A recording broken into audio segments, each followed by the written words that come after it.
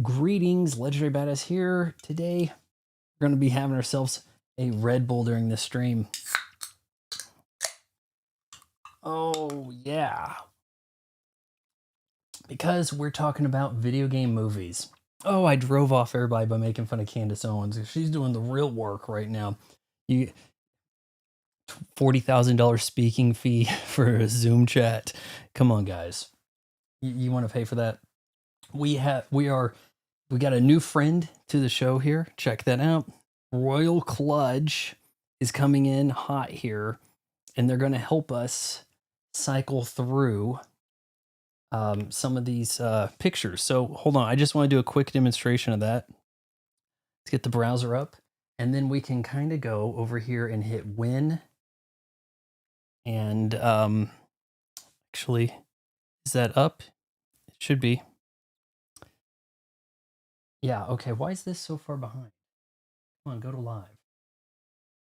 Can't monitor myself and far behind like that. Okay, so we're gonna go win and then cycle through some of the stuff here. So 2, 3, back to 1. Now I can actually control some of what we're doing on the show with this keyboard. So that's very cool. Amazon sent that to me. Royal Cludge was looking for somebody to review it. I got the coffee color, which I think looks really dandy. You ask me. So yeah, that's one of the features we've got here. So, and now we have no viewers. Awesome. We're already too far in, no looking back. We're talking about video game movies. And I think that when you start at the very beginning, at least to me, I'm thinking Nightmares, 1983. Now, I think when one thinks about a video game movie, you're thinking about properties that are originally in the game world, but then, hey, let's adapt it, make a movie.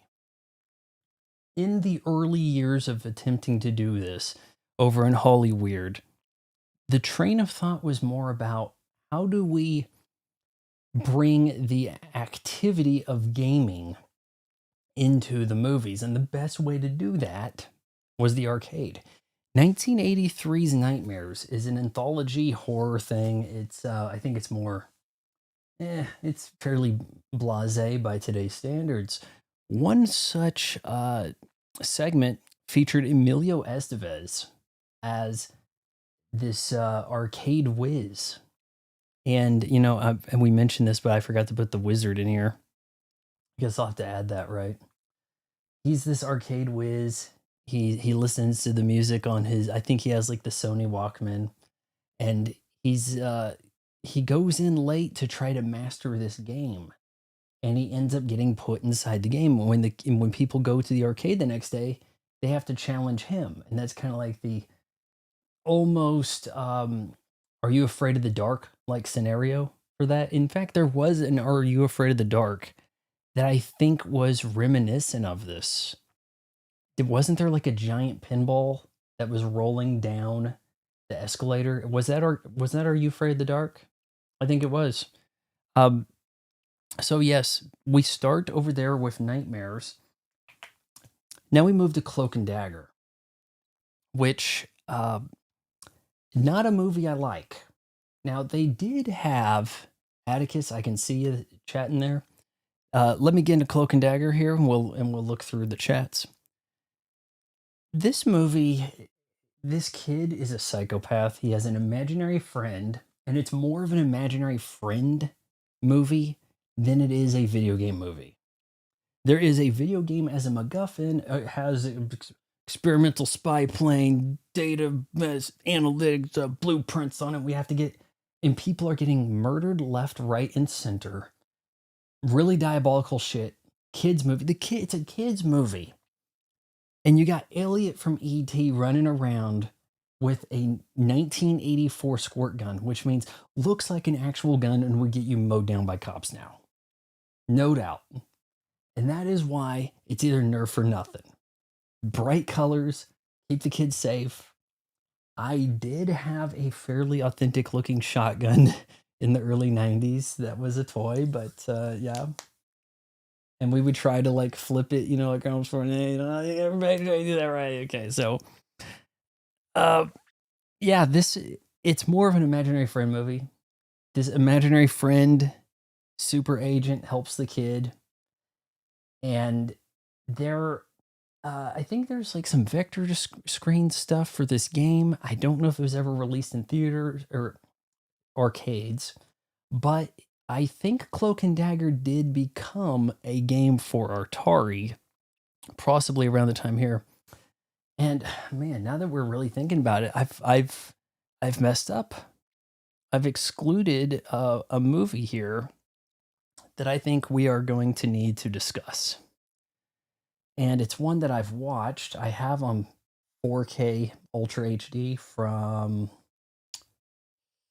oh, who is Arrow? I'm going to have to get that up here. So I'm going to Imp Awards. That's where I'm getting all of my poster stuff here, and I'm cycling through it. Not too shabby, really. I could probably type it in here.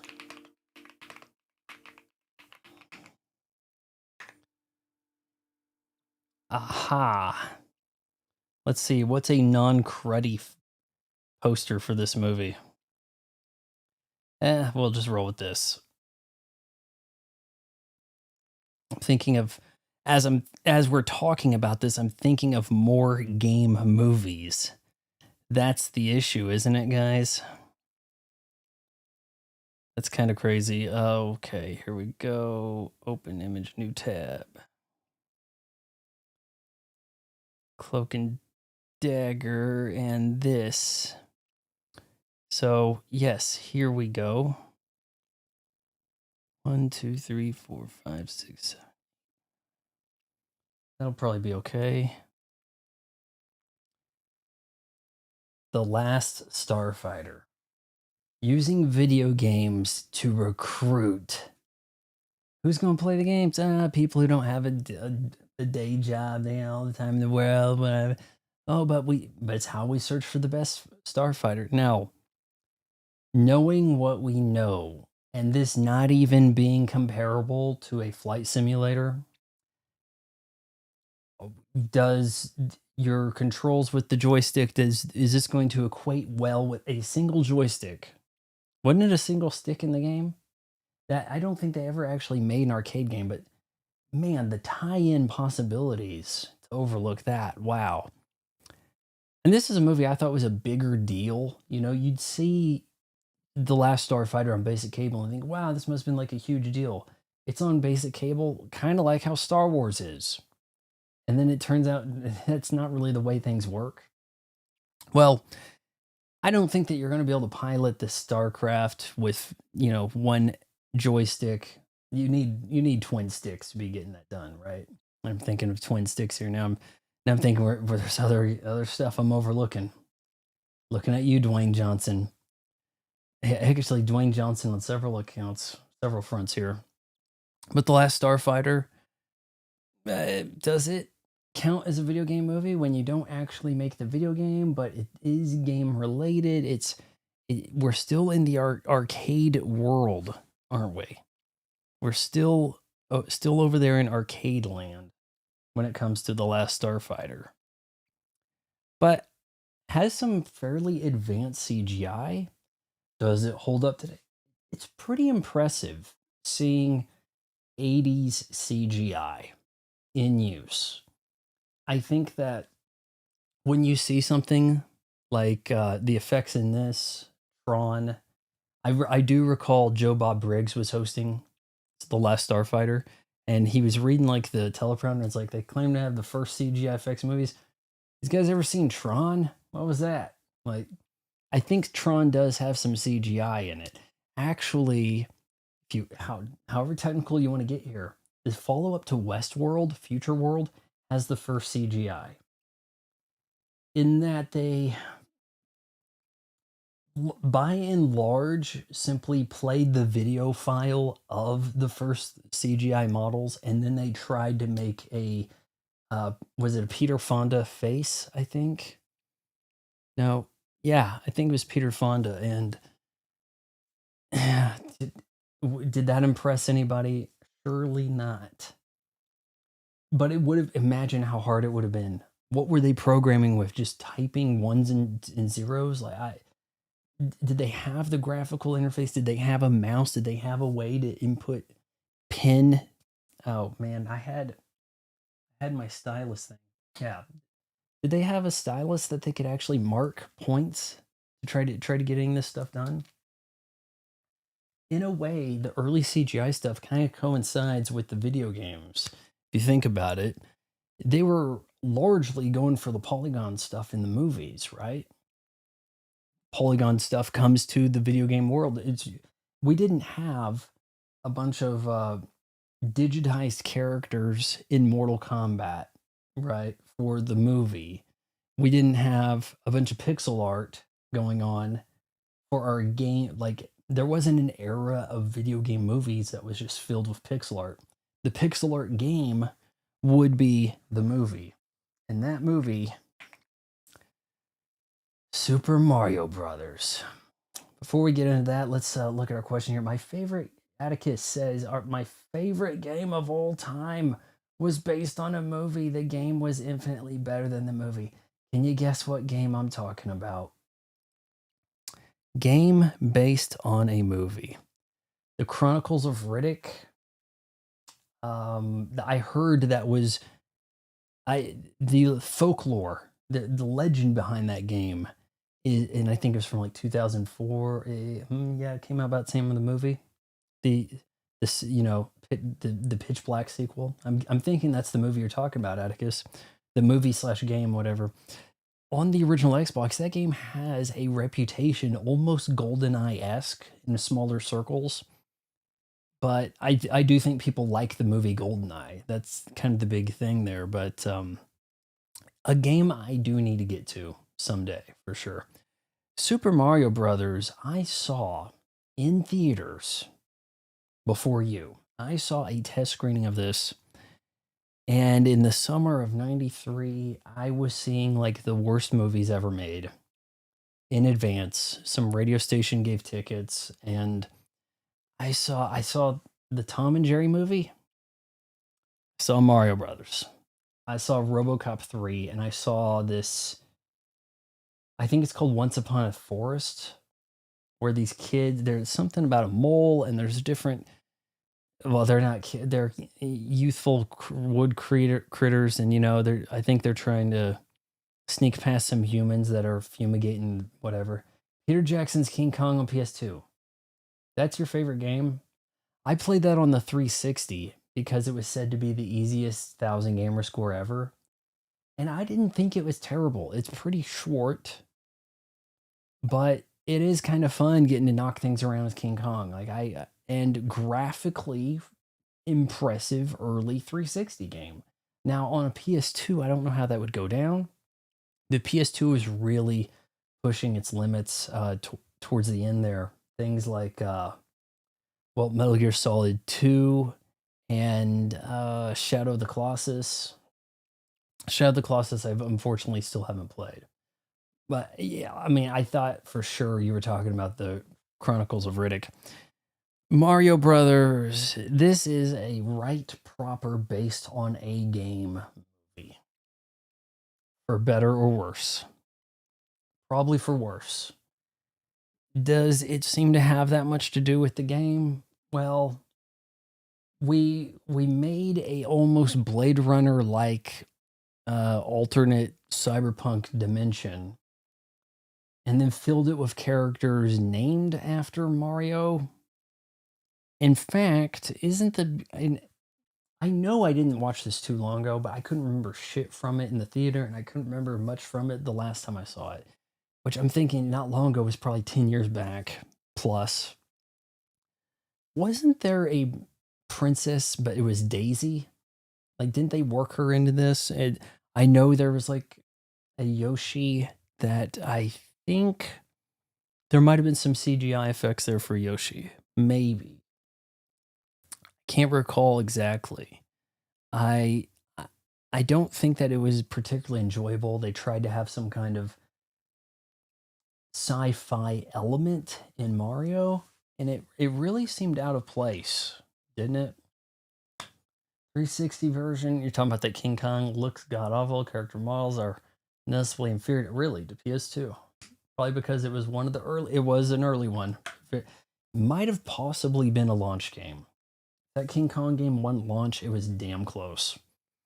So yeah, they look. You can see their boots. Let's get. Wait, they jump. They gotta have a sci-fi reason for jumping, right?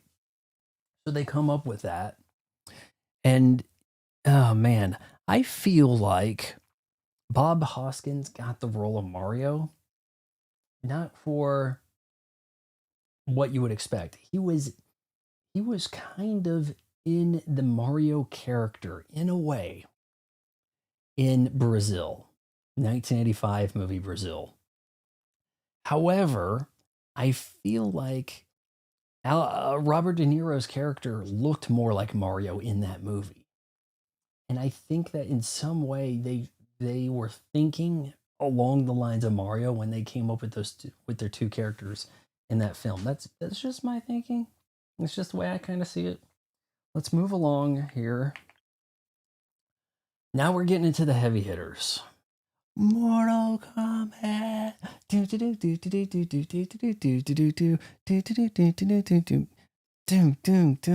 Test your might. Mortal Kombat was a huge deal in the US. Now, I don't know about elsewhere. Everybody talks about how big Street Fighter 2 was. In my childhood, at the time, from 92 to 97 or so, right? It would seem as though Mortal Kombat was as big, if not bigger, than Street Fighter. Somehow everybody was well aware of Street Fighter stuff, but it was Mortal Kombat, it seemed like we were more talking about. Maybe we related to it because it looked realistic. It is more of a Western developer type thing in a time when I think most of the games that were the big hits were really coming from Japan. So there were some aspects to Mortal Kombat that resonated. Hey, do you know the blood code? Do you know the blood code for the Sega Genesis? And then everybody wanted to play the Sega Genesis version. And I think the creators will agree with you that the version of play was. I hardly, man, did I play a minute of that on Super Nintendo? I played a little bit on Mortal Kombat 2 on Super Nintendo. But in that time, we couldn't much tell the difference between what it looked like on a Genesis and a Super Nintendo compared to the arcade. We didn't have the side by side luxury. You kids today, you have every arcade game ever on a little chip. It's kind of amazing, right? Mortal Kombat from 1995 is pretty damn solid. It's got the kickin' music.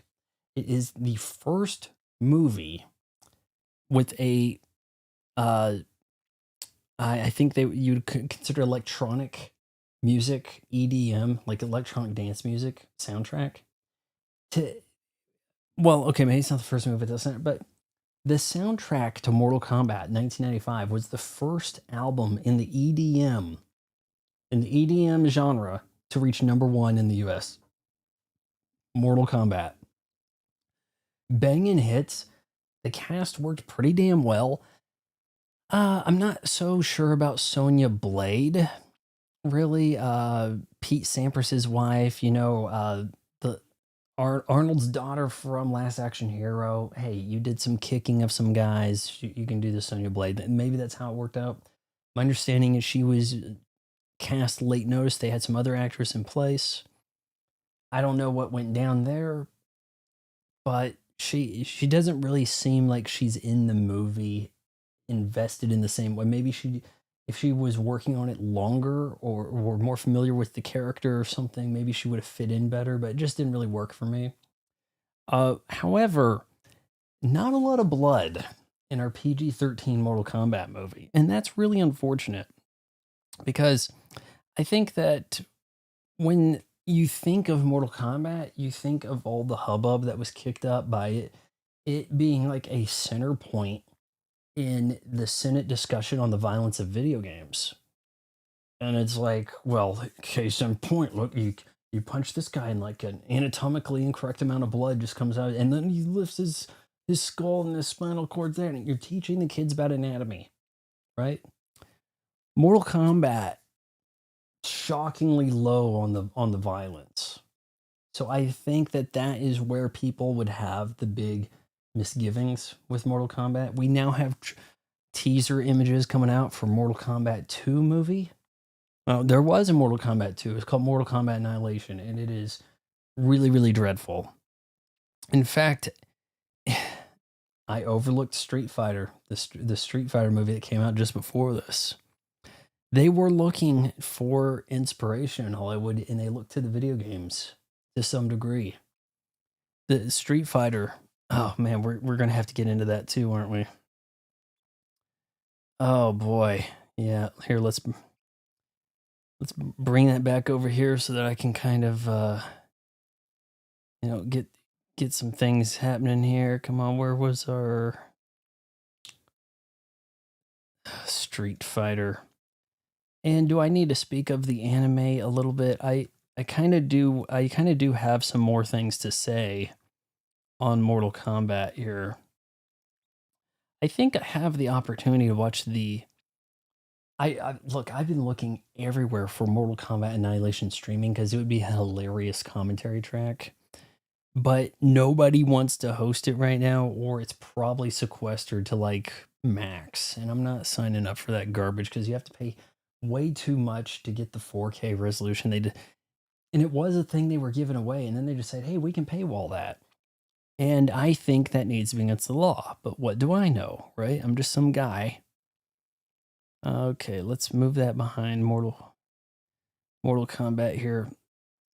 While we're still on the topic of Mortal Kombat, though, I do want to say that as bad as Mortal Kombat Annihilation is, it seemed to have killed the video game movie in a similar way the same year as Batman and Robin, in conjunction with Spawn, it did a lot of damage to the comic book movie. If we're being intellectually honest about it, okay? And we'll get to that more in just a sec. But hey, how about we go take a look over here at Street Fighter, right? And the thing about Street Fighter is it's about neck and neck with as bad of a game adaptation as, say, Mortal Kombat Annihilation.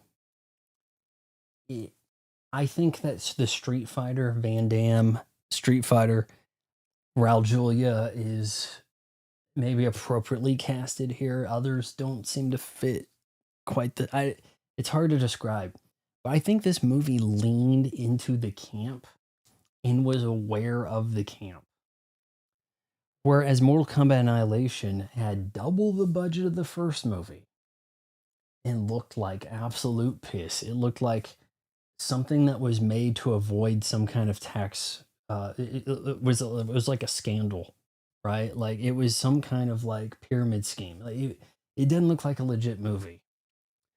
This kind of looks like a legit movie, but leaning towards the camp. Which one does more damage? Now, it seems over the years I could kind of go back and forth on this, but I think most people would actually say Mortal Kombat Annihilation is worse.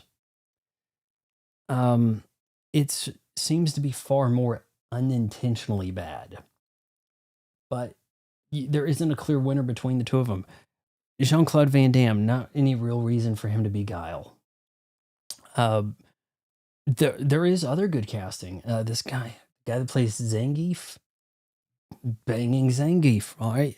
Like no problem there. Kylie Minogue as Cammy. Could have kind of worked out.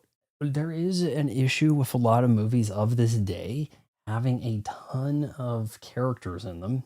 And Mortal Kombat Annihilation runs in the same kind of problem. You have a huge roster of fighters, and it's only gotten bigger over the years. How do you give them screen time? And when looking at these movies, that's how I deduce that you can't get this Avengers crap to work. And then what's their solution? Okay, we'll make the movie 3.5 hours long, and now everybody's got their story. It's like, shit's sake. Oh, yeah, so glad that Avengers Endgame is long so that we can get coffee talk Hulk over here to explain us how time travel works with the worst time travel explanation ever. Yeah. So that, friends, is Mortal Kombat, Street Fighter, and okay. So how do we go to the next one here? Oh, did I have that on there twice? Really? We're gonna flash forward to Tomb Raider. We've got some chats coming here. Atticus says GTA San Andreas, of course. There was also a game called Shadow of Rome. Yeah, GTA San Andreas. That's a late PS2 game. Shadow of Rome. I don't recall that, which I remember being great, particularly the Coliseum gameplay. Violence is delightful. Red Dead Revolver was phenomenal. That was, I think that was a kind of a late Xbox title. I think I can get that on Xbox. It's on sale right now. It's like $8, I think. The weird thing about games being on sale in the Xbox store, they get to their cheapest price now, and it is considerably more than the cheapest price used to be. You don't get the $5 one-time AAA game because it's 20 years old. Okay, here it is for 5. They don't do that now. Now it's like 8 or 13 or some shit. It's gonna be 15 with the tax, right? With that all said, I think that Tomb Raider from 2001, and do we officially call it Lara Croft Tomb Raider? This is a potential best video game movie right here. Now, it's not to say that I've seen every video game movie, but this was shockingly good. I think most people don't even realize Daniel Craig was in this. Like, that would be kind of mind blowing. Like, I know my dad saw this, 20 plus years back. Had no idea who Daniel Craig. Probably don't even remember him being in there, right? But hell, the sequel, 2003, Cradle of Life. It's got the guy before 300. Shit, he just had that Den of Thieves too. God damn, what's his name? He's Scottish. Hey, man, my dad be surprised because my dad watches like anything with the 300 guy and Mark Wahlberg and shit. If you got the two of them in a movie along with Liam Neeson, just called it like dad movie, like that. Oh, it'd be like it'd be like the ultimate dad movie up there with the Dirty Dozen, right? Tomb Raider. I didn't understand. I don't know why I didn't understand, but I was like, why Angelina Jolie? And then it kind of dawned on me why they chose Angelina Jolie for the role. But isn't she the best Tomb Raider we've had? She's the best Lara Croft, right? Like, sounds British enough. Decent enough actress to do that. Has some mobility, not afraid to shoot the guns. From a structural standpoint, has the right body type. We only go down from this, right? We don't like ascend. We don't. Okay, now we've really ironed it. Now we got Haley Atwell over here, but she's going to voice the flat chested Tomb Raider Lara Croft on Netflix because we got to step on whatever we can over here. We have to hedge our bets with a little bit of wokeness over here at Netflix because we don't want to have a protest like happen with Chappelle. Why be afraid of that? So that's the wild stuff. Yeah, Tomb Raider, and she's got her dad, John Voight, as her dad and stuff. I didn't mind this movie. It's been a while since I've seen it. I see clips of it online. A lot of the effects look pretty damn good. That's the benefit of actually going out and doing shit, actually blowing things up or actually doing some stunts where they don't now.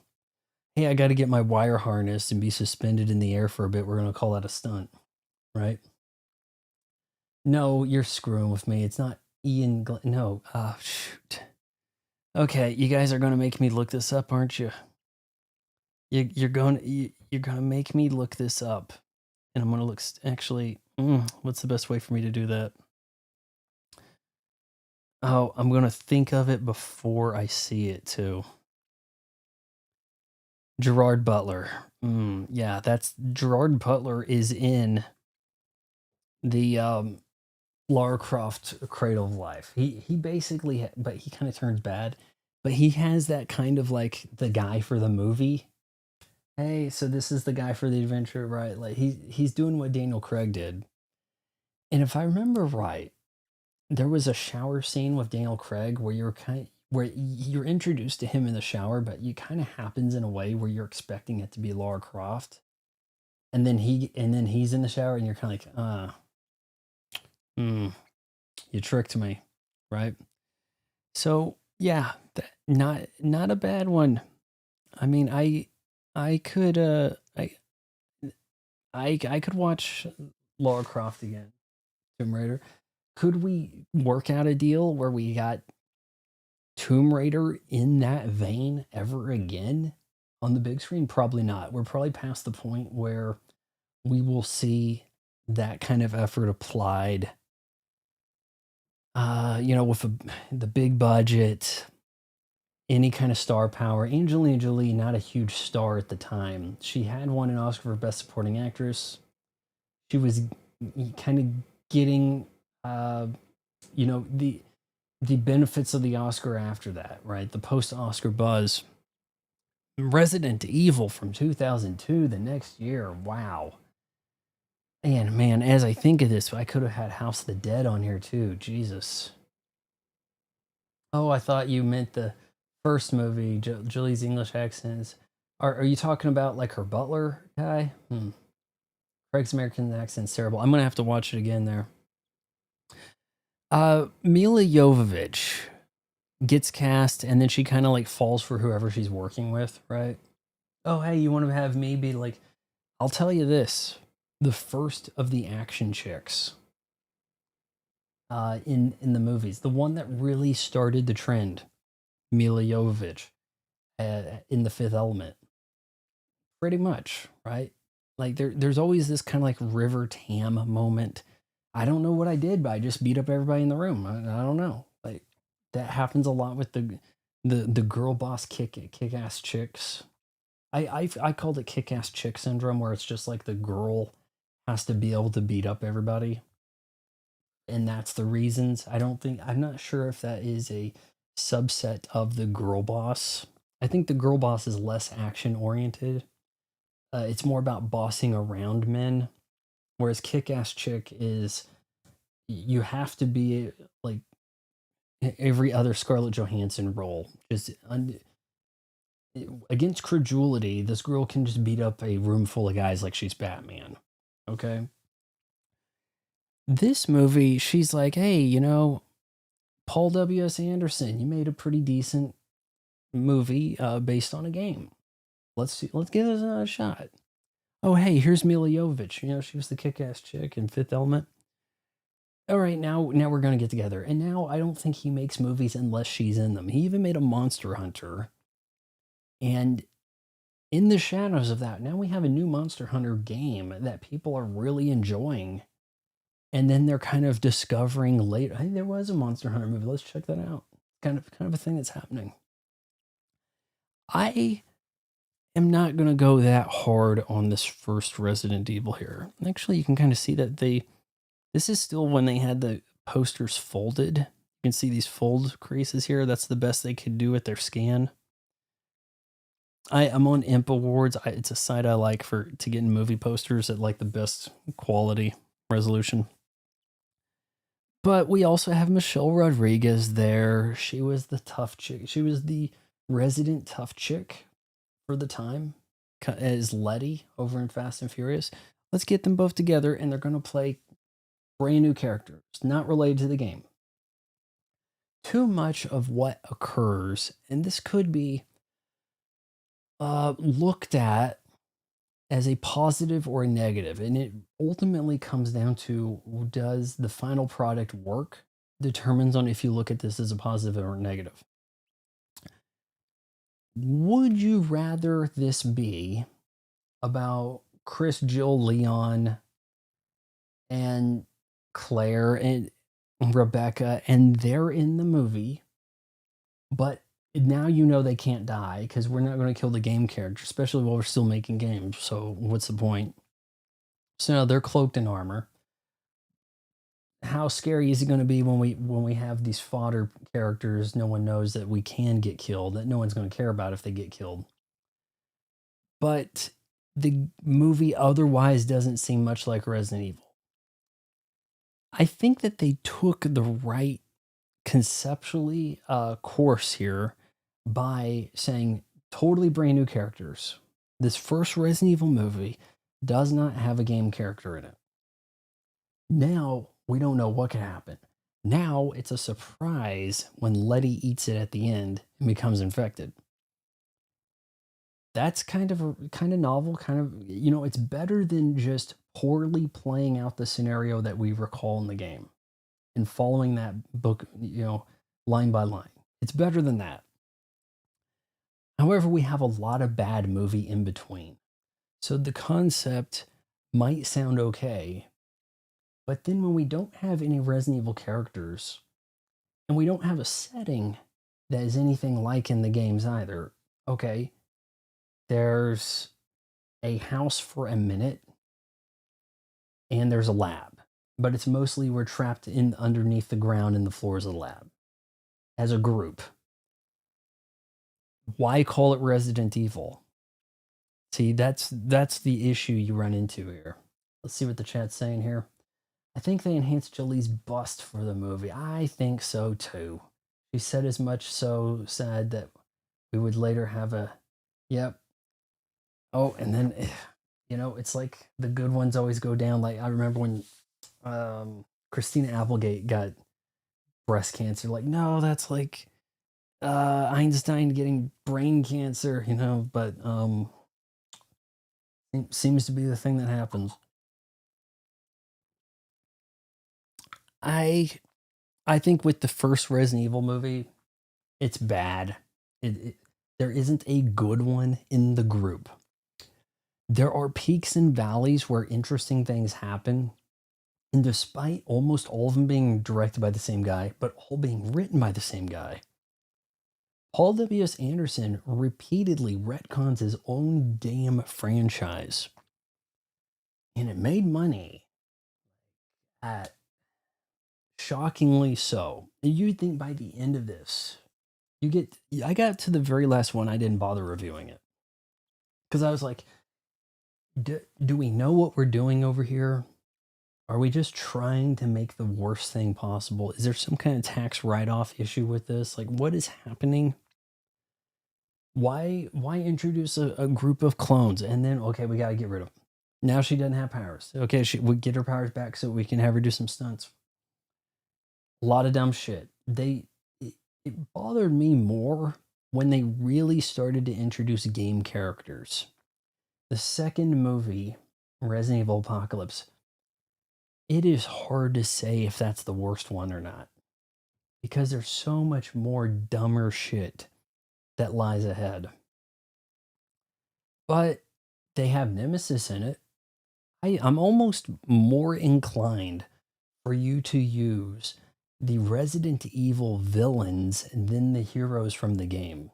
And then have that be the flavoring that says, hey, this is Resident Evil. But when you start introducing the game characters and they're being brought into this without the scenarios that establish their background, then it's like, okay, so this is Leon based on your experience with him from the game. So you're almost having to do like a homework assignment to understand why this character might be relevant for the scene he's in the movie. It's dumb. It's bad. And they tried to do more. After they had their last Resident Evil, they did Resident Evil Welcome to Raccoon City. I did a stream of the Resident Evil 2 game when it was on sale. And I called it like Resident Evil 2 Welcome to Raccoon City. Then Sony named their Resident Evil movie Resident Evil Welcome to Raccoon City after my stream. After I did that, and then my channel was suspended and shut down and I'm like, what? You thought that I pirated a movie before it existed? Like, let's come on, YouTube, like, let's think this through over here. Come on. And then like, okay, sorry, we made a mistake. Isn't that the way shit goes? Big company says this is what we want done. Okay, we're doing it. Eventually, maybe somebody looks into it, realizes someone screwed up. Oh yeah, our bad. Do I get to sue them? Do I get to collect some fund? Nope, no make good there. Just, oh, yep, sorry. Yeah. And it's similar to the way the US military handles things in other countries. Oh, hey, there's a truck. We gotta blow that up with a drone. Predator drones gotta blow up.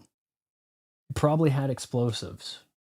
Oh, it was bringing water to refugees? Oh, well, our mistake. Whatever. That's the way everything works, right? The guy in the little just gets like a little apology. The Resident Evil Welcome to Raccoon City. So much cheaper, smaller. Oh, but we're working in the mansion. We're doing the police precinct. We have the game characters front and center, and we're working on the rebooted storyline in a sense in the Resident Evil Raccoon City, Welcome Raccoon City. But we just screw this shit up. Wait, what do you do if you're a creative and they said, here's the roadmap for the way everything, all the scenes have to play out? Condense a video game into an hour and a half movie. What do? You start picking and choosing. Okay, let's do the first two games, and we're gonna kind of mix and match. But we can't really get the tyrant thing going, and you know we have to incorporate some other bullshit to get characters out of the way. You end up with this movie. It feels unfun compared to the Mila Jovovich Resident Evils, which I think might be frenetic enough for you to not necessarily stay awake, but for you to kind of have a laugh at. Whereas Resident Evil Raccoon City, you don't get to have a laugh. No laugh for you. New to here and Eric Brown are checking in. I'm sure you don't need to remind. Oh, the Dungeons and Dragons, that doesn't count as a game movie. Come on. The Dungeons and Dragons. Man, the executives at New Line Cinema should get. Now, I don't even like the Lord of the Rings movies, but those executives should get like, if they're American, give them the Presidential Medal of Freedom. Because for them to have in like 2000 watched the Dungeons and Dragons with Jeremy Iron, and then go, wait a minute, aren't we paying this guy in New Zealand like a lot of money to do Lord of the Rings? Is it going to come out like this? This is so bad. We should cancel it. We can't before we lose more money. We're going to be bankrupt. For them to have had the foresight to not renege on that, I mean, that is some balls, right? Because nowadays, I mean, look at it like Jackie Chan's Wheels on Meals. Oh, we can't start a movie with an M because we had this movie Megaforce with Barry Bostwick crash and burn. Okay, I know it's Jackie Chan, but you just can't start with an M. That same mentality, the mentality we would get today would have scared everybody away from making the Lord of the Rings movie. But the New Line people didn't do that shit. So yeah, I'm saying that doesn't really count. Was the only good? That the Resident Evil movie was not good. No, come on. Silent Hill. I never watched those two. Uh, Sean Bean, right? I hadn't watched them, so didn't really have much to say here. Rhoda Mitchell. Actually, there was another girl. You know who I'm talking about, right? Not is it Rhoda? There's two girls with kind of a similar name. One of them's in the UK, and she's kind of like the stand-in Mila Jovovich. You know what I'm talking about? She was in like the Hollow Man. I think she was in the what's the thing with Kate Beckinsale with the lichens, but it was like the prequel that took place in the ancient times, and it didn't have Kate Beck. That girl, she was kind of like the stand-in. What Mila Jovovich is busy with Resident Evil. Can we get you to do something? Yeah, all the D&D films sucked so far. Uh, that Honor Among Thieves has that kind of Guardians of the Galaxy vibe thing going.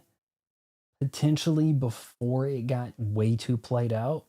And I I think that there's some charm to that movie. I particularly like, here we're gonna go change our screen up over here because we're not even talking about Sonic right now. That Dungeons and Dragons Honor Among Thieves incorporates Dungeons and Dragons at the end of the movie. Do you remember how Battleship had a brief scenario where they were like plotting out where to strike like it was the game? They work that out into the game they're playing in the arena with, like, we turn the corner, there's a chest, let's open it up. No, it's a trick. Like, they managed to work Dungeons and Dragons into it. Would you be able to do that again? Oh, we're in another game, right? And there's some, and all this shit's crazy. You could be in the fantasy world, but you wouldn't be able to bring the game back. I also thought it was interesting how uh, Chris Hemsworth, not Evan, no, not Chris, uh, Pike, Chris Pine, how he was a bard. That was interesting to me. Yes, the movie does have the terrible Rona Mitra. That's who I'm talking. You know, she is the stand-in. We can't afford Mila Jovovich, where she's busy. And, you know, who can't afford Mila Jovovich? She's making movies with her husband only. Like, bring this girl in. That's who I'm talking about. But yeah, it does have that millennial humor where the characters are written outside of the universe of their setting, and that gets obnoxious. Now, that the growing of that obnoxiousness grows in sequels. That's why Deadpool 2 is pretty unbearable. But I think for one movie with that group, you can tolerate it, and you do have enough of them kind of playing it straight. So, um, yeah, but the bard seems a little outside of that. Maybe that should be the kind of the power of the bard to break the third, fourth wall a little, slightly. Yeah. Let's see what stuff I've missed over here. She has a strange name. You okay? You knew who I was talking about. Yeah. See the live action Resident Evil. It is the live action Resident Evil has to be its own universe that has been closed.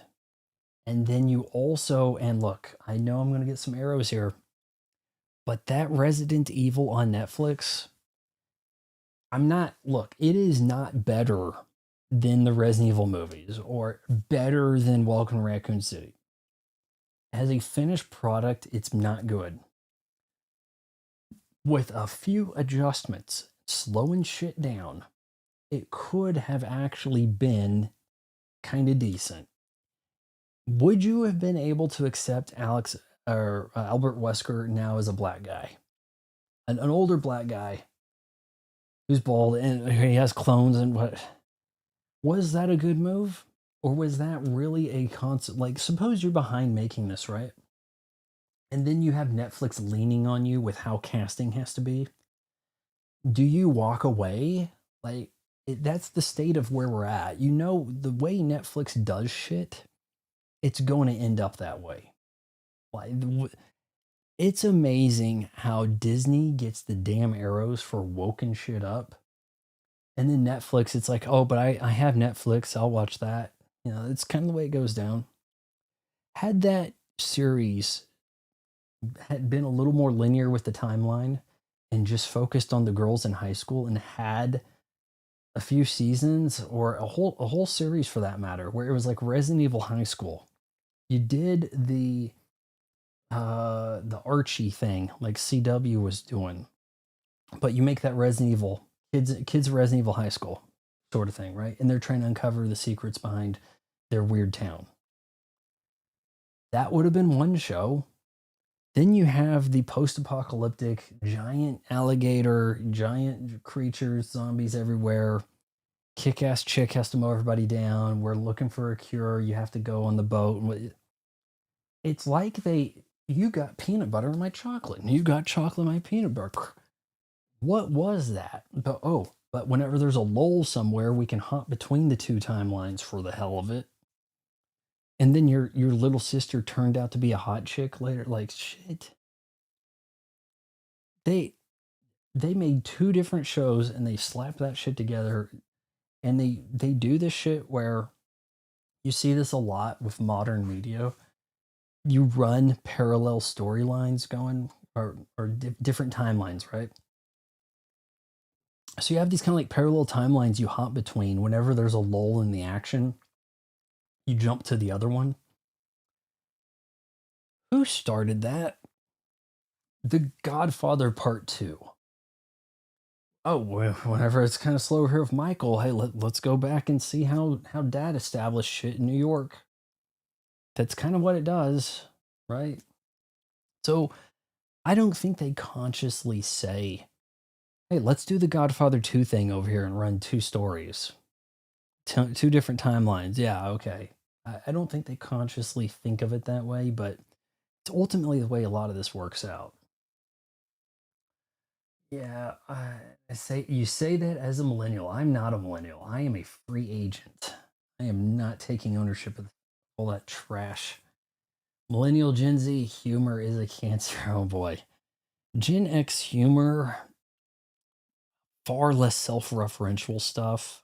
Um, but probably leaning a little too far into the workspace where it's like, oh man, I got to go to an office job, and oh, I got to go get the coffee, and I got to run the errands for the boss. Like that's a little more on the Gen X side of things, but there were also characters. Gen X humor had the characters in it, right? So shit. I don't think that we have characters anymore for stuff. People are kind of just, let's bring in an Aubrey Plaza type to bring the mood down or some shit, right? So all the Deadpool movies sucked. I hate gross out humor. It's not entirely gross out. When it goes there, I don't care for it. I don't think that Deadpool and Wolverine went into the gross out lane in the way the first Deadpool did. I don't think so. Maybe if Lawrence Fishburne in his 30s played Wesker, but you're only thinking of that as because he's Morpheus, he can be Wesker. Like that's the same train of thought that is, oh, because this girl played Wednesday Adams, she can be Lydia's daughter in Beetlejuice 2, right? Like it's not a good way to go to approach this. Vaughn, you can't say renege anymore. I thought about that and I did it anyway. I'm glad you picked up on that. Yeah, oh boy, it sure does because the uneducation system in America, right? Uh, yep, you can confirm there was an incident a few months back with the renege thing. Do it. I don't care. When you have a handful of viewers, any like weird ass fly off the handle boycott actually plays your benefit. When you're at the very low rung of the ladder, any publicity is good publicity. That's why I say, hey, bring on the EFAP guys. If somebody's got to trash me, make sure they have some viewers. You know, shit. Damn it. I've got this on a box. Can you tell? All right, let's go back to Sonic the Hedgehog here. We got our boy, Ugly Sonic, right? Everyone's favorite Sonic the Hedgehog. I haven't seen Sonic the Hedgehog. I think I have access to all three of them on Paramount Plus. I've heard decent things about these. From the sound of it, this was a filmmaker who very much liked the character of Sonic the Hedgehog. Sonic the Hedgehog resonates really damn strong with little white boys in this country. Like seriously, he seems to be the Teenage Mutant Ninja Turtles of kids right now. I don't like saying that because Teenage Mutant Ninja Turtles was new when I was a kid, so it was our thing. I don't like the idea of the property living longer and then grandpa introduces the grandkids to Star Wars. I don't like that mindset. I would prefer a scenario where the kids have their own thing and things went out of style and then they went and did something else. Instead, it is you're an indentured servant to Pokemon, worship at the altar of Pikachu for the rest of your life. Because the companies paid a lot of money to have these properties and they're going to keep doing them rather than find something new. With all that said, Sonic the Hedgehog had a lot of backlash for Ugly Sonic over here.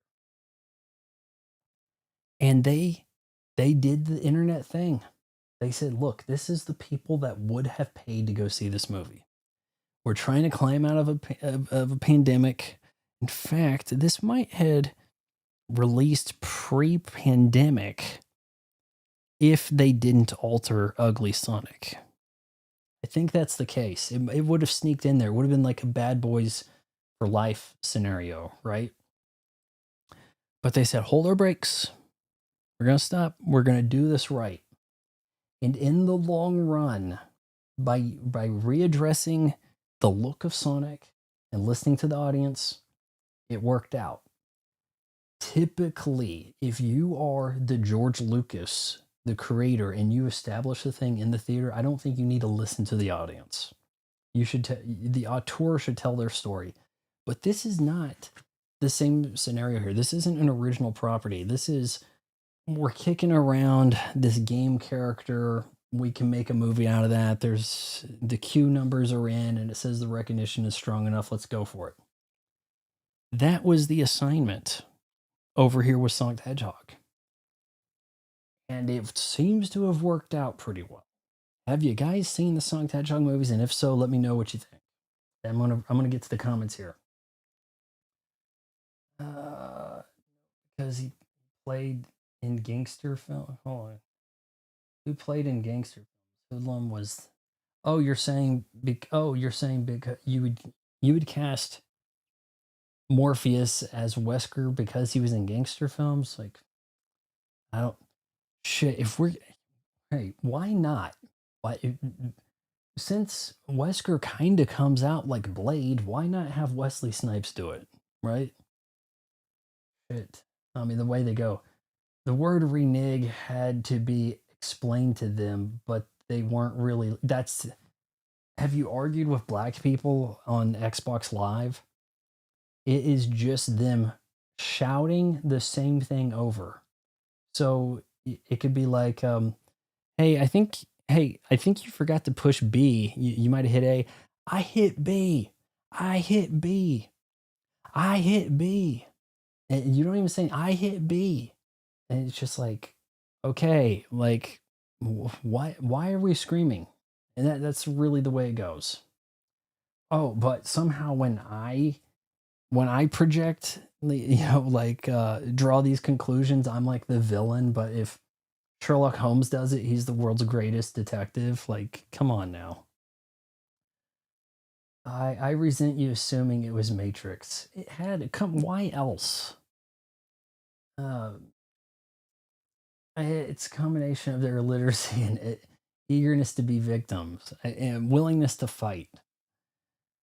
So I guess none of you saw the Sonic the Hedgehog movie. Huh? And let's move on to our last movie.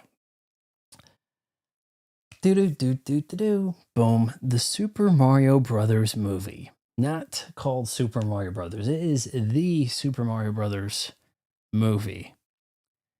We could probably get a Nintendo X Illumination cinematic universe out of this, depending on how we go about it. We could probably. It's almost a shame that they incorporated Mario Kart in this movie instead of having a Mario Kart movie.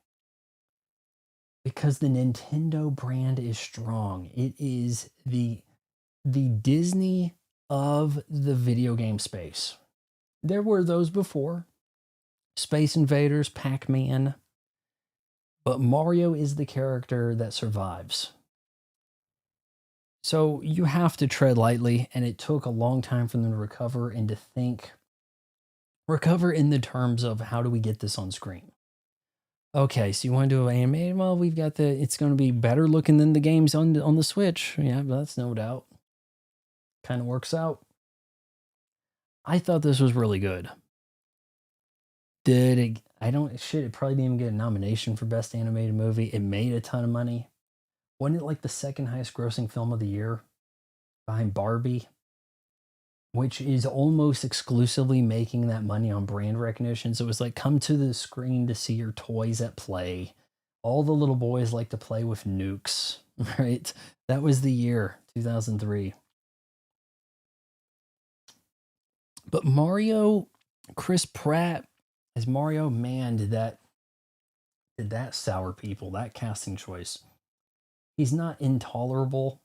You got to keep in mind, this is not a normal sized guy over here. He could sound a little weird. Frankly, I don't like hearing Mario's voice in the modern games. Ooh, it's a me, Mario, all that stuff, right? And I know he's saying Super Mario, but the super's in Japanese. I know that stuff.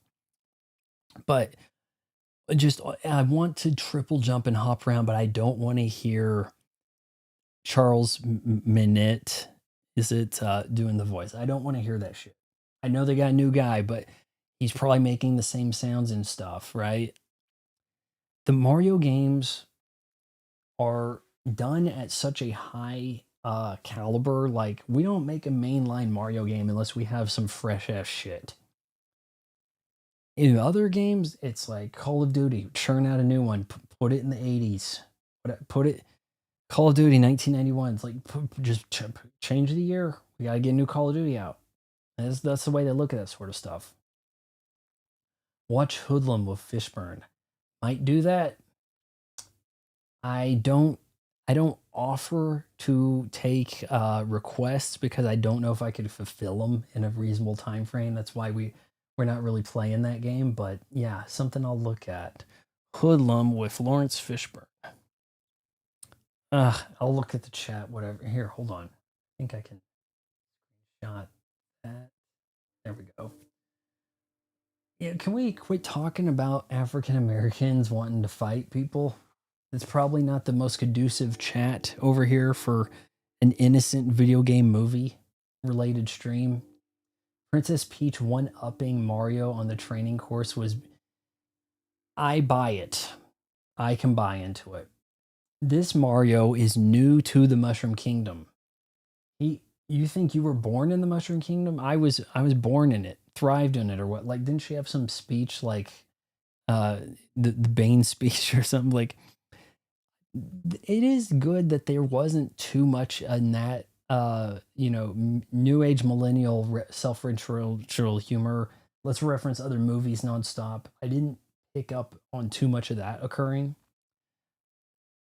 uh could the movie have been funnier? Could it have been less predictable? Bowser, Jack Black as Bowser worked really well. Jack Black, I think he's in the first video game. He's the first person on screen pitching Pitfall Harry for the Atari, which I think might be the very first home video game commercial for a game, not a system, but a game. So that's pretty cool. And he was good as Bowser. The characters look how we expect them to look. And for the most part, I think, or don't betray the character. They behave in line to what we would hope for, right? So I don't have major issues at all with the Super Mario Brothers movie.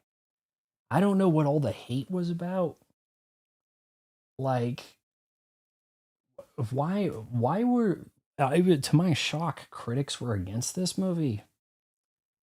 Just it's a stupid kids movie. Like, oh, so we don't make movies for kids anymore? There was a time when most of the full CGI animated stuff was really aimed at kids and made ass tons of money on the regular. You want to see money? You'd be surprised how much the Ice Age movies made. Like, or Kung Fu Panda, like all that stuff was making some bank. Where did that go? My nose is kind of right. It's not I'm crying because of the death of the theaters and the kids' exposure to it. I think that will end it as far as the game chat goes for us here. I mean, I suppose we're gonna have more Mario movies. There's probably some more shit we can wring out some money with Sonic the Hedgehog. You're more inclined to expand the Mario cinematic universe than I think the Sonic the Hedgehog. The Sonic stuff without Sonic is not going to play as well.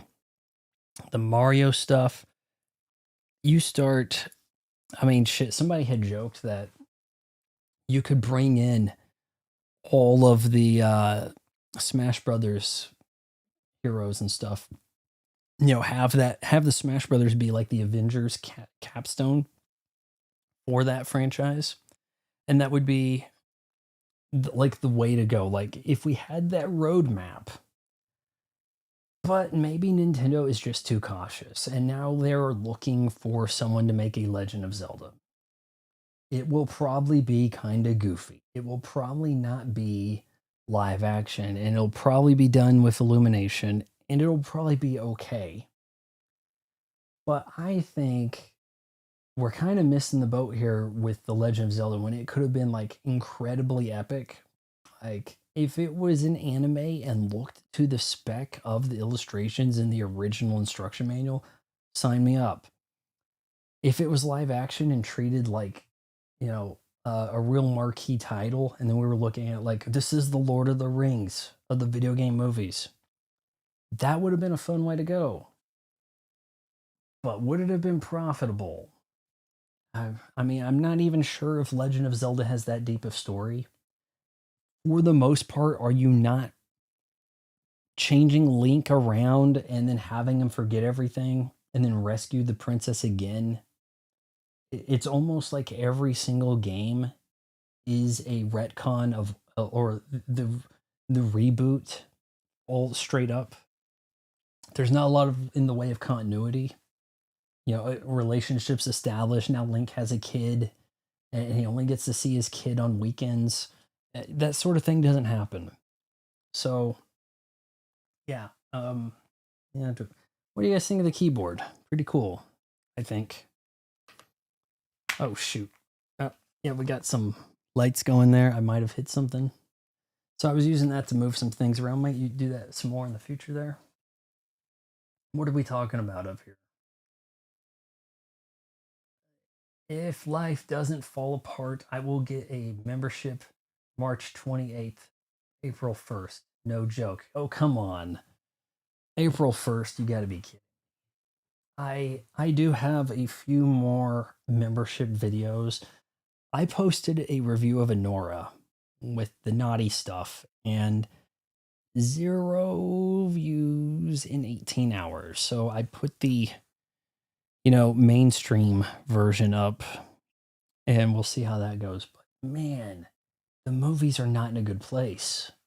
As I mentioned in that video, we're putting a movie out that wins 5 Oscars that the filmmaker is making on his own dime, sells over at the Cannes Film Festival to get distribution so that people can see it, but can't get anything off the back end. None of the box office revenue goes to the filmmaker.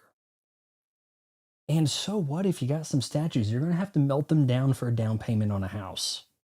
Because where is there to get money? There's not going to be a Marvel prostitute character for Disney to shove Sean Baker's direction. Like, you used to be able to, oh, now that I've got the Oscar, okay, I didn't make any money with this, but the next project, now I get to command a big paycheck. No one cares. People didn't watch you accept the award. People aren't looking for reviews of your damn movie. People don't care what you have coming next. And we're in a state right now where Netflix is trying to single-handedly say the movie theater is irrelevant. You put out a $320 million budget movie that just shits all over the current weekend. Who even saw a commercial for Novocaine? The number one movie in the world, in the US this last weekend. I think I saw a trailer for it somewhere. Did I see a trailer for that at Nosferatu? Because if I didn't, then there's nowhere else I would have seen it. Oh yeah, let's get Jack Quaid going, playing that one character he plays, Huey on The Boys. Let's try to get him going in movies. Yeah, shit. And I say this as we have Carl Urban joining Mortal Kombat 2 the Mortal Kombat 2 film as Johnny Cage. I guess that kind of works. Whatever. You know, we got to get him in more video game movies because he did Doom with The Rock. Did you see that animated short where Mario becomes red pilled and trash talks Princess Peach? I can't. No, I haven't seen that. Could have been Flash Gets. No, I'm not familiar. Is it called Racist Mario? Jeez. So, what is okay? Now I know red pill is like you start going MAGA, right? What's this black pill stuff? Is that like oh, if you hear this news, it might agitate you, and then you'll get aggressive. Look at how easily manipulated people are. Where it's like, hey, we're gonna tell our followers to go key Teslas, and we're because it. And what does that get your followers? Prison sentence. Okay, so now they can't vote. So, but the collateral damage of making this statement is everything. And it's like, oh, but for the good of the cause, right? Me being a dick ushered in a lot of other people to vote the way we're being told. We need less politics. We need all these asshats not making money to go talk to students at college campuses. That Oh, well, why can't I go talk on a campus? That stupid mindset. That's what led to all this shit. You get rid of all these jackhole grifter influencers from talking on campus, and then watch how quickly people get productive on actual shit. Instead of, hey, let's launch another podcast that talks about the same thing on the Daily Wires network. I am I'm also enjoying the fall of the Daily Wire. We got Jeremy Boring dipping out suddenly and not giving a lot of explanation. And it would appear to me that it's not so much what he's done or that he's tried to be a face of the company. It is more about the realization that the climb of Candace Owens and Brett Cooper on their own does a lot of damage to the Daily Wire as a brand because it's like, oh, snap, we let go of the two biggest things we had going. What do investors think? Well, we somebody's got to get fired for this. Jeremy, you're out. It was weird the way he like brought his name into stuff. You didn't need to know who he was. He didn't have a show, but it was Jeremy's Razors, Jeremy's Chocolate. Why couldn't that stuff have been named after the talent you had on the show who was at the front of the disputes that got wasn't it like Michael Knowles got dropped from the Razor company? Shoot, I'm trying to remember who the Razor was. I've seen them around, but then it should have been Michael's Razors, like but instead you have a control freak co-CEO guy who has to get his face up in it. Come on.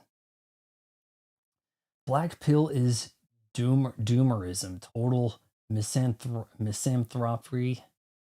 I can say misanthropic, but giving up borderline self deletion. So the black pill stuff makes you, oh, it's too miserable. I'm just gonna jump off something. Huh? I don't think you gotta be too worried about that actually happening. Oh, this music, this this news, this podcast news is so black pill. I'm gonna black pill you. Okay, if you black pill your fan base, then you don't have any viewers the next week. So doesn't really make a lot of sense. I've heard of a poison pill where it's kind of like you introduce um, a concept or an element to ruin to like sabotage. That'd be a little bit different. I don't know what else we have going on in these sort of like entertainment space for me to talk about here. But how long have we been going? Can I see that? Nope. Gosh. Why can't I get a timer that says I think we're what an hour 15? Hey Vaughn, great stream. You know, nobody said shit. That's just the way it goes. Oh yeah. And Oh, everybody's eating the other side alive right now, aren't they? I'm realizing why part the touch there's a touchpad on here, but it got it covered up with a piece of thing. I wonder what that does. I'm gonna have to look into that. I know this will adjust volume, which is kind of neat. All right. Well, it doesn't look like we're getting any more movie-based questions or other kinds of questions coming in. I've got 4 viewers. I don't want to leave you guys hanging on that. So, yeah. What else happened recently? Oh, Donald Trump thought it would be hilarious to award a next-gen fighter jet to Boeing out of the blue. My dad last Friday bought a brand new Nissan, and he had to sell his Boeing stock to pay for it. He sells the Boeing stock on Monday. Had he waited till Friday, he would have got the car for free. Because he would have been able to, I mean, not spend actual money. Like, it would just been the stocks. That's how much the Boeing, there was a big shift in the Boeing right after my dad sells, buying a car because he's afraid Trump fooling around with tariffs would result in cars becoming even more expensive than they are now. So Trump can get credit for kickstarting the economy by scaring people into making big purchases out of the fear that they wouldn't be able to afford it later. And then he could take credit for that. Kind of brilliant. But don't you kind of think there's a possibility that Donald, he could have had Eric Trump, or, hey, got a stop tip for you. You're gonna want some of that Boeing stock. I can't say why. Big things. It's gonna be great. And then just out of nowhere awards them this next gen fighter thing, which sounds to me like it's named after Donald Trump. They're calling it F-47 fighters. Where else is that 47? Huh?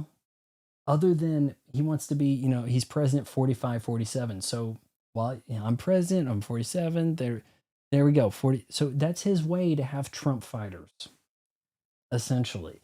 If there are hangups with the development of these fighters, don't put it past the mainstream media from calling them Trump fighters when they have issues. Mechanical failure, malfunctions, crashes, they'll be called Trump fighters. Mark my words, they've thought about that already. Do you remember plasma TVs? I feel nostalgic for them. I had seen a video not long ago on, hey, why aren't there plasma TVs?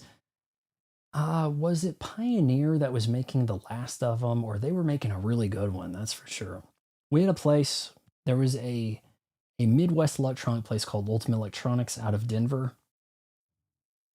and they had a showroom where they had a projector. The movie they would put on the projector, they had two movies that, and it correlates to what we're talking about today, that they would show off to give you an idea of how things went on their projector system in their studio showroom thing. Top Gun and The Fifth Element. And I wasn't particularly impressed uh, with the projector at all. Then you walk right outside and you see the plasma TV, and their plasma TVs were never cheap. They never scaled that down to where you got it like you do with LCD or even OLED. Shockingly enough, we got OLED prices down. It took a little while. It took almost 20 years from introduction to get, let's say, at least 15 to get the OLED scaled up and in a good size. But the plasmas never really moved. You ended up with like a 40 or a 50-inch plasma. I don't think I ever saw a 60. There was a Pioneer, and they would play Top Gun over at Ultimate Electronics, and it looked really good. Now, does it look better than my OLED? Probably not, but it might have been really good black levels for a lot of brightness. I don't think those plasmas were skimping on brightness. I think part of why we don't see the plasmas, though, I think there is a response time issue. where you would not be able to game well on a plasma, that the refresh rate, pixel response stuff, it would probably have a lot of lag to it, and it probably wouldn't work out well for those purposes. I think that's part of why we don't see them. You never ended up with a smart plasma either. Hey, we gotta have everybody's gotta have a smart TV so we can listen to them and then show them ads, even though they paid full price. All this stuff. I don't think you ever saw a smart plasma. Yeah, the 10th generation Curos are highly coveted. Real glass, real metal. Not like yeah, now you can get something that has, hey, it's a painting, the frame, right? I think Samsung sells the frame, and I think it might have a wood bezel. My plasma is a Samsung. It looks pretty damn nice. You don't have to go behind it to see that there's plastics behind it. No big deal. You put the stuff on the wall, how good of materials do you really need, especially when the bezel is barely visible? Does that much matter, right? So I'm back where we at. Well, we concluded all the gaming talk, and I thought I'd go through, just general Q&A sesh here. I don't. I guess I'm gonna hold on to that, but um, yeah, the video game movie thing. See, look, we had the trend of trying to adapt the games to the movies, and I don't think we're getting back to that. It may be too late. We screwed up and we didn't have the the Halo movie. We should have had the Halo movie was on the way, directed by unknown Neil Blomkamp. And then the project gets dropped and he goes and makes District 9, and then Microsoft is like, shit. And then years later, okay, we'll work out a deal with Paramount Plus, and oh my god, what did they do to Chief? Why is he naked and banging this chick? And oh, he never has his armor. Like, what are we doing? I think Microsoft really, really, really messed up in that they could have been early on the streaming service stuff. So early. They had a user base in Xbox Live. What difference would it have made to say, look, we're going to also start offering streaming movies and streaming originals on Xbox Live, included with your Xbox Live membership? Okay. So if you want to see the Halo show or whatever, and if they were doing the streaming thing and they could have kicked it off at the height of Halo, uh, I mean, I would have said Halo 2 was the height, but people say Halo 3. Microsoft have a streaming service. You've got an Xbox Live membership. You've had your 360 for a couple of years. It's 2007. Let's launch our content, guys. They had the deep pockets. They had the membership base. It would have put such a damn hurt to PlayStation. It would have flipped the war. But we didn't do that, so screw it, right? In lamer news, they actually made a Cruel Intentions series. I've heard about that. I think I saw something about that, and it was playing a song that I think, what was it, a Super Bowl ad or something? They were playing a song that I guess plays at the end of the Cruel Intentions movie, and that was really the only thing you had to go, oh, that's what this is supposed to be, like something like that, right? I like the thick black bezel of Pioneer's Curo models. It adds more contrast to the image. Pioneer employees have since said that the demise of Plasma was not an inevitability. Well, you don't see Pioneer making other things. And most, uh, I think majority of the like OLED screens seem to come from LG, and then they get like rebranded as Sony, and Sony works something in their backlight technology, or it's not a backlight, but they work something with the lighting, um, to get theirs maybe a little different. Samsung, last I heard, is the biggest maker of TV sets. But when I got a Samsung in like 2004, and it was like my first flat, my first HD TV. It was a 720. Actually, it wasn't my first. I had a 30-inch 1080i um, giant CRT TV, and I think it was a Samsung actually. But um, you got a Samsung because you couldn't afford Sony in large part, and now the tables have kind of turned. Now you don't necessarily get a Sony anything except for the PlayStation. And how long can that last with the schemes that Microsoft's cooking up here? Hey guys, let's just unintentionally leak the fact that we're trying to get the Steam store accessible on Xbox. That'll screw with PlayStation. That's something that could have an impact. Because if PlayStation is looked at as the odd man out and you have to buy the games through their store and they don't have the discounts that Steam does that then become compatible with the Xbox, yeah, that makes a difference. For Xbox to look more like the open platform that allows you to go to and get deals from other companies and not just Microsoft, it also looks like the exit strategy for Microsoft here to be like, okay, we sunset the Microsoft store, all that stuff becomes Steam now, whatever. We sunset the Xbox, you just buy a PC and whatever. Yeah, that's what it looks to me like because they're looking at things like, hey, we keep losing money on this, or if we're not losing money on it, we're also not at the top of the market. So what are we gonna do? Screw it, just set it aside, you know, and that'll be the end of that. Vaughn, what streaming service will survive the longest? Hulu, Netflix, Amazon. Amazon, really a no-brainer there.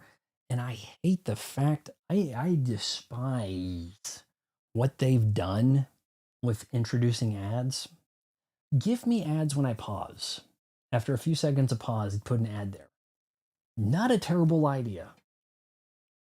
Who does that affect?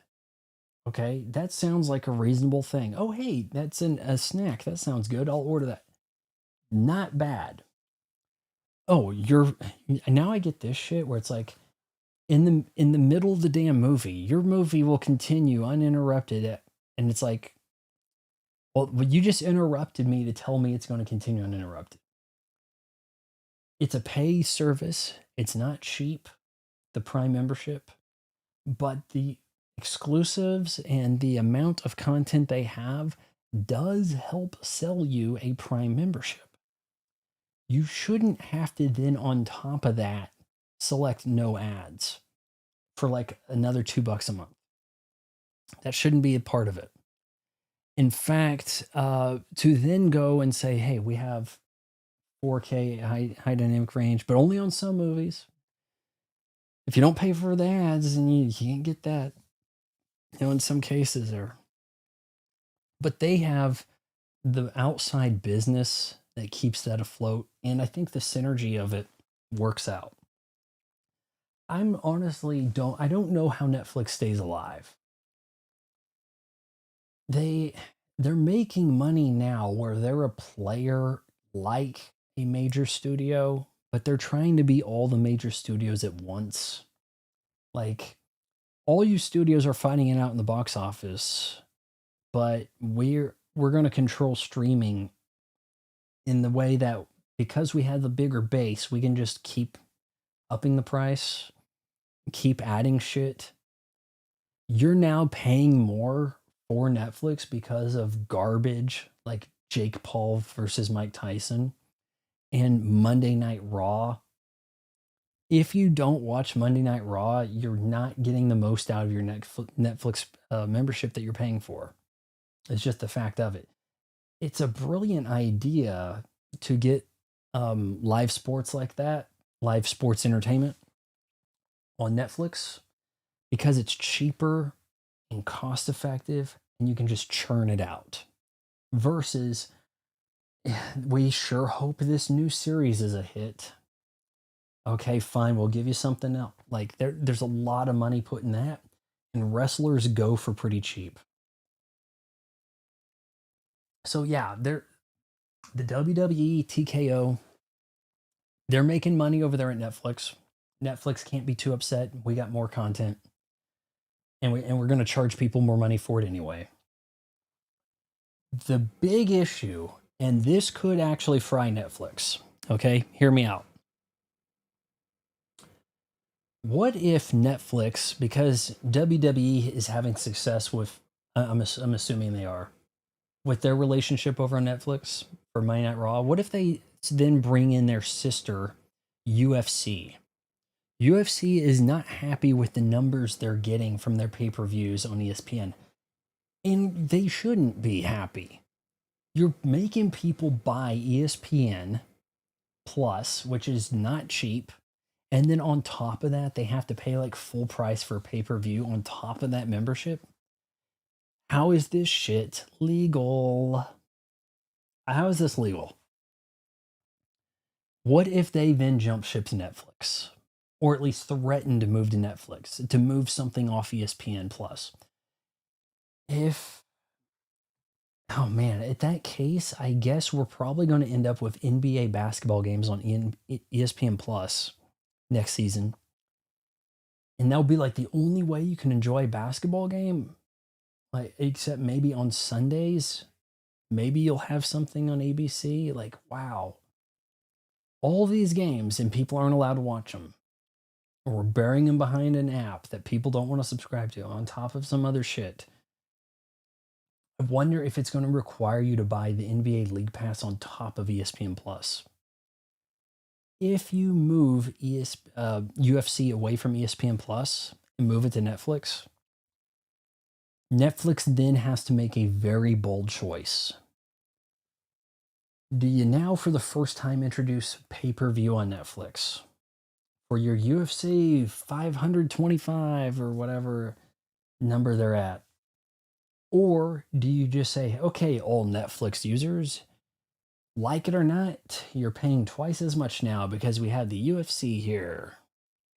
So, yes, as long as you are a member, you get UFC, but your rate just doubled. And they dress it up as we had to raise the prices to bring you great content. Isn't that a possibility?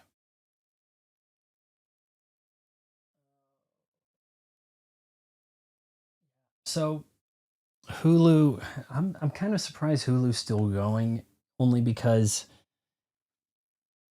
I have Hulu. I've had Hulu a lot longer than most people. I had it when it was called Hulu Plus. It just seems to me like Disney would be ready to just fold that into Disney Plus. I mean, they've got R-rated stuff on Disney Plus as no business being over there. So why not just fold it in completely? I mean, and they've more or less have done so. It's like Hulu. There's a Hulu wing of Disney Plus in a sense, right? Hulu and Nat Geo, and oh, here's Disney Plus, where we've got R-rated X-Men stuff happening. Shit. Yeah, that's feel in and outside the US, Disney Plus is really filthy. Pretty surprising.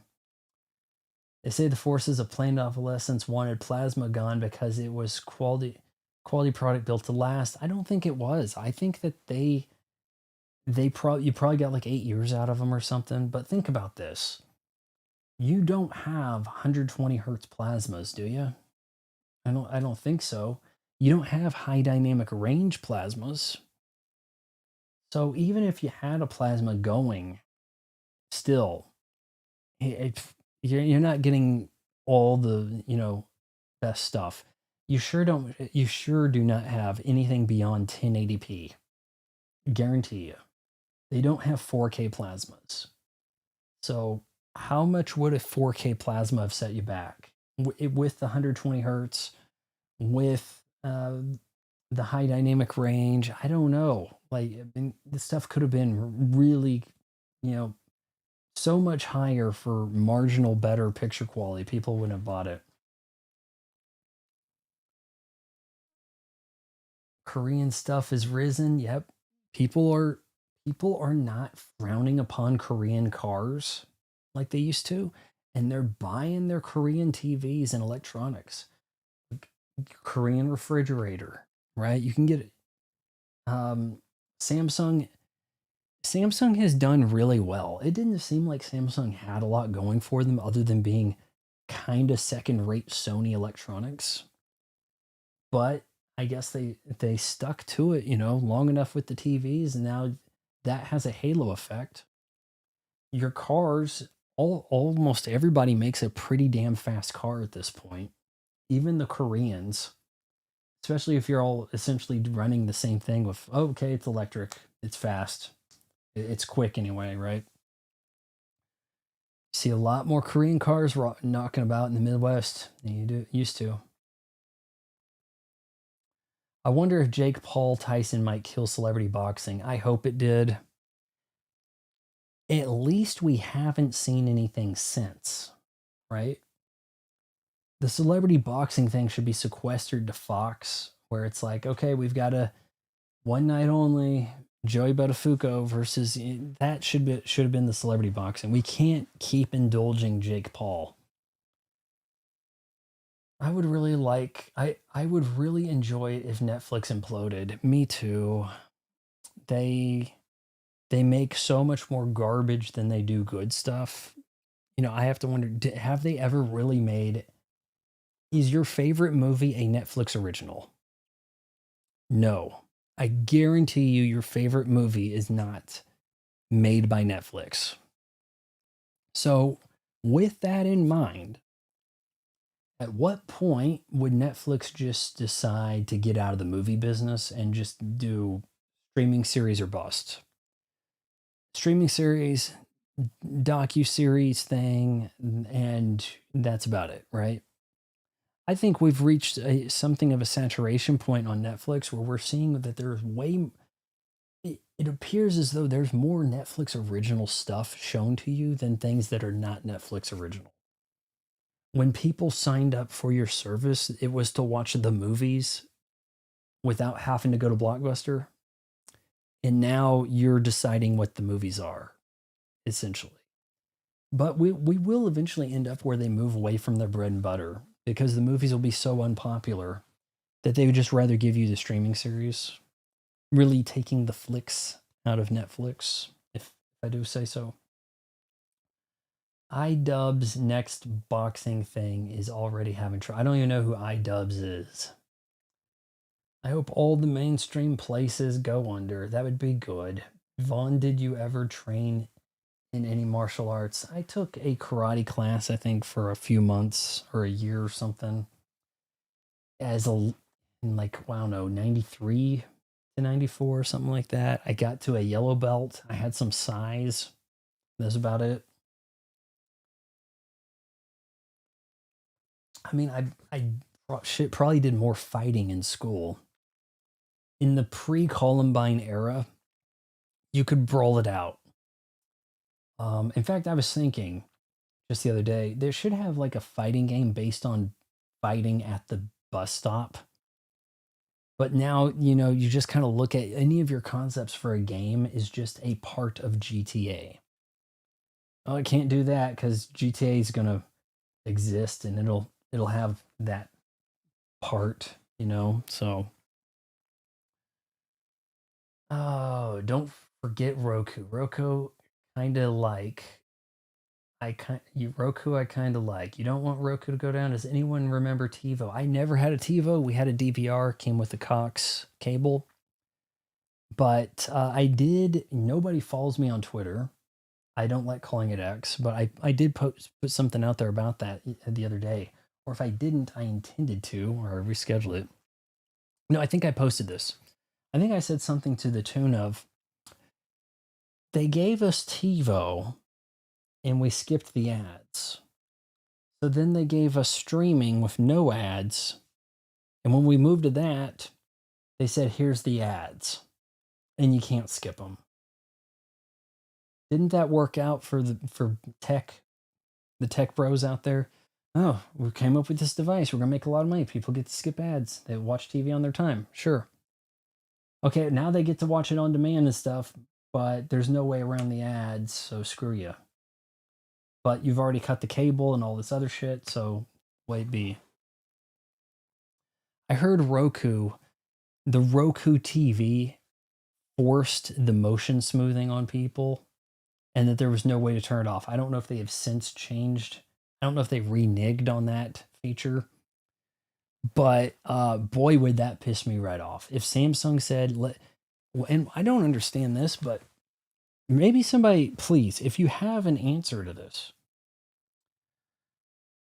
why does every TV come out of the damn box with all the worst features on? Why is motion smoothing on by default, making the picture look terrible? Do you want your movie looking like a soap opera? Probably not. A bunch of fake frames in it, but it's there by default. Every manufacturer says this is the way shit's supposed to look. We're gonna also give you the filmmaker mode where all the whites are yellow as hell, more yellow than my teeth. Just all the garbage. I don't get it. I don't I don't get it. Is it clear that I don't get it? Like, what's the reasoning behind it? Are they showing off their tech? Is that to make you think what you're watching is 120 hertz when the source signal isn't? Because the idea being that it looks different than your old CRT, that would stand out to you, and therefore this is new, this is impressive. Sometimes I think things end up um, dumb and stupid because it's different. If what worked before worked, we have to make it not look like that. This has to look different. Even if it's work, it has to look different, and that'll prove that it's new. Is that a possibility? Tell me if that makes sense or not. I don't see the reason behind that. Personally, I'm hoping Tubi thrives too. I like Tubi. Tubi gave me a pretty damn good stream of the Super Bowl. Way the hell better than Jake Paul and Mike Tyson, which I'd watch a day later. Not even close. And Tubi gave you the Super Bowl in 4K. It was an up conversion. Why can't we run the Super Bowl in 4K native? Like, I don't understand that. There's a lot of money in it. But man, I did not have any issues with the stream. There were some points where it looked like the frame rate dipped, but it didn't get like out of sync audio or anything crazy. It didn't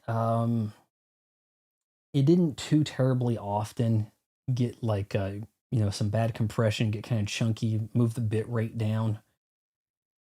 Tubi's issue, I feel, is too much of their stuff is just locked in at 720p.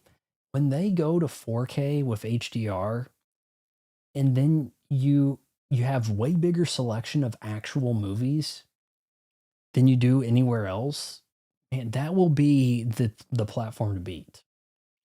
And little things get people more familiar with Tubi. I tried to contact them to see if I could do a stand-up special on Tubi, and they didn't listen to me because I'm from Kansas. But when they were fresh and they didn't have it shit for original content, they still really don't, and they don't really need it either. They seem to be profitable just by licensing these movies and then jamming some ads in there at a somewhat reasonable rate. But I don't know. It's like, could somebody else come up with a better way to go about that? You would think that anybody paying for a streaming service would refuse to have the ads. But they're coaching you to accept the ads and pay over there at other places, right? Who here even has Netflix with the ads? Doesn't that seem counterintuitive to having Netflix, is to have Netflix with ads supported? Did they drop that? Did they drop that tier or change the name or some shit? to have to try to get you to buy an even higher one to avoid the ads. I think something like that occurred recently. Street Fight just got a little more real at the bus stop. Yeah, that the Street Fighter movie. Not a lot of fighting on the street. Um, did you have what Honda and Dulcium? They had a street fight. Yeah, you could kind of say Fei Long and Ryu, but it's a kind of in an arena. In most anything, there's a Vegas fight. What Balrog and Blanca, or was it Zangief? Or yeah, well, I'm trying to recall here. There wasn't really a lot of street fighting, so there is that, right? HDR is mostly a gimmick, and it's kind of a bad one. It's so hard to calibrate. It seems like everybody has some different value for things. I was watching this Will Ferrell movie with Will Ferrell, Reese Witherspoon. You're cordially invited. It the settings I had on my TV, it was just so damn dark. It was so damn, and I couldn't tell. We're in a building that has lights on, and it is dark as shit. So then, crank the HDR up, high contrast, and then you have to wonder, now that's on highest by default. Is that the way it's supposed to look? Haven't seen this before, so I don't have a reference point. Like we need to accept like some standards just where it's like Dolby Vision or bust across the board, no changing the settings, just this is how this is supposed to look. Until we iron this shit out, it is just such a crapshoot whether or not the TV you go to somebody's house, you get the damn remote out and go through some settings for 10 minutes to get the TV not look like shit. That's where we are. All right. It looks like you guys are dropping like flies over here. And new to here's got to go. Atticus has been here for the long haul. I'm sure you guys have other things to do. I'm going to this weekend, I'm going to finish Avowed on the Xbox so I can install something else. I got to finish my Path of the Damned playthrough. I'm almost there, by the way. But I did run into some funny stuff along the way, so I'll have like a humorous Avowed tip tutorial video on a build for a character. And it's kind of Dungeons and Dragons like in a sense, the game. I do have a video coming out about Red Bull. Images are definitely malleable now, and that presents endless problems. God, it always has to come back to color correction, doesn't it? Goddamn color correction. I miss it when the representation of what occurred was captured by a film and camera. And now we have colorists who are not on the set trying to determine what blue and red looks like. And you end up with the Matrix becoming green. On that note, if you made it this far, wait until marriage counseling.